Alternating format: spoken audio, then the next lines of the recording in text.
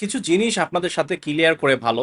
অনেকেই এই সমস্যায় পড়ে। যারা অ্যাপয়েন্টমেন্ট নেওয়ার জন্য কারো সাথে কনট্যাক্ট করে।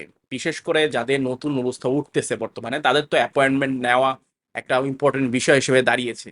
কিন্তু এখানে গতকাল একজন ব্যক্তির অভিজ্ঞতা থেকে আমি আসলে জিনিসটা মনে করলাম এটা শেয়ার করা উচিত আপনাদের সাথে।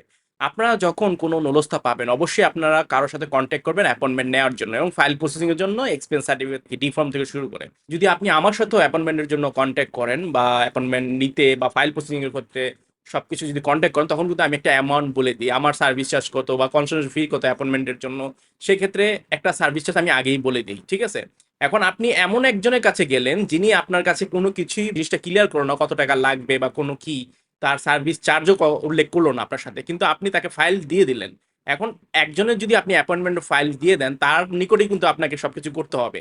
বিকজ তিনি আপনার ফাইল, পাসপোর্ট ইনফরমেশন সবকিছু ইতালি অ্যাম্বাসিতে সাবমিশন করে ফেলে। ওই লোক ছাড়া কিন্তু আপনার কিন্তু আর উপায় নেই। তো সেক্ষেত্রে আপনি যদি টাকার কথা না উল্লেখ করেন, ওই লোক যদি আপনাকে বলে যে আমি সমস্যা নাই, অ্যাপয়েন্টমেন্ট পেলে তখন টাকা পয়সা লেনদেনের কথা কথা বলবো, কোনো প্রবলেম নাই, আপনার সাথে তেমন আটকাবে না আমার, এমন কথা বলে, ভুলেও এই কথা বিশ্বাস করবেন না।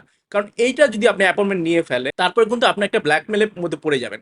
ব্ল্যাকমেল করে আপনাকে যত টাকা চাইবে আপনাকে দিতে বাধ্য, বিকজ এই অ্যাপয়েন্টমেন্ট ছাড়া অন্যভাবে আর অ্যাপয়েন্টমেন্ট নিতে পারবেন না। বিকজ কারণ ওই একটা পাসপোর্টে কিন্তু একজনই অ্যাপ্লাই করতে পারে এবং পরবর্তীতে আর অ্যাপয়েন্টমেন্ট নিতে যে ঝামেলা সেটা আর নাই বললাম। সেক্ষেত্রে এমন গাড়িতে চড়বেন না যেখানে ভাড়া ঠিক না করে আপনি উঠে পড়লেন, পরবর্তীতে গন্তব্যস্থলে পৌঁছানোর পর তিনি এমন একটা ভাড়া বলে ফেললো যেটা আপনার পক্ষে পরিশোধ করা ব্যয় সাধ্য।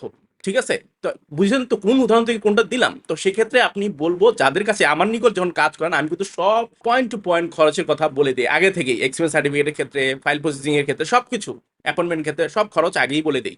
তারপরে কাজ শুরু করি সবকিছু ঠিক করার পরে। তো আপনাদের ভালোর স্বার্থে আমি বলবো, আপনার পছন্দের কোনো ব্যক্তির কাছেই বা অ্যাপয়েন্টমেন্ট কাজ দিলেন, কিন্তু আপনার টাকার অ্যামাউন্ট বা তার সার্ভিস চার্জ কত এগুলো আগে উল্লেখ করে নেবেন। আমার কাছে যেমন আসলে আমি সব আগেই উল্লেখ করে দিই। আপনারা যারা আমার কাছে কাজ করাইছেন বা আমাকে অ্যাপয়েন্টমেন্টের ধারা যারা ভিসা পেয়েছেন, তাদের সবাইকে বলে দেন, তো তারা কিন্তু আমার কাছে আগেই সবকিছু জেনে নিয়েছে, তারপরে কিন্তু তারা আমাকে কাজ দিয়েছে।